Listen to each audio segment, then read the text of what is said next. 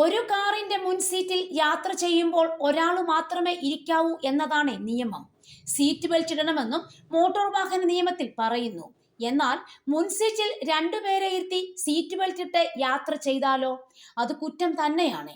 അത്തരത്തിൽ വൈറലാകാൻ വേണ്ടി social media താരങ്ങളായ രജിത് കുമാറും രേണു സുധിയും സംഘവും നടത്തിയ യാത്രയാണ് സൈബറിടത്തെ ചർച്ച.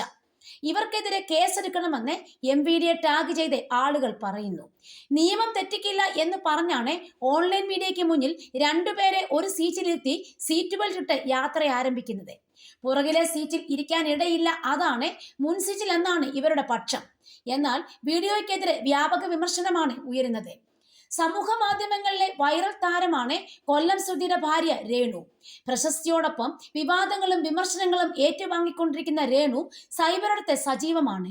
ഫോട്ടോഷൂട്ടുകളുടെയും ആൽബങ്ങളുടെയും റീലുകളുടെയും ഒക്കെ പേരിലാണ് രേണുവിന് വിമർശനം കേൾക്കാറുള്ളതെങ്കിലും ചെയ്യുന്ന വീഡിയോ എല്ലാം മില്യൺ വ്യൂസ് ആണ്. അതേസമയം സൈബർ ആക്രമണങ്ങൾക്കെതിരെ പ്രതികരിച്ച് രേണു സുധി രംഗത്തെത്തിയിരുന്നു. ജാതിയും ജീവിത സാഹചര്യങ്ങളും പറഞ്ഞുവരെ ചിലർ സൈബർ ആക്രമണം നടത്താറുണ്ട്. അത്തരക്കാർക്ക് മറുപടി നൽകും, പക്ഷേ അത് അവരെ പോലെ മോശം ഭാഷയിലായിരിക്കില്ലെന്നും രേണു പറഞ്ഞു. എല്ലാം സഹിക്കാൻ താൻ മദർ തെരേസയോ സന്യാസിനിയോ അല്ലെന്നും മനുഷ്യ സ്ത്രീയാണെന്നും രേണു കൂട്ടിച്ചേർത്തു.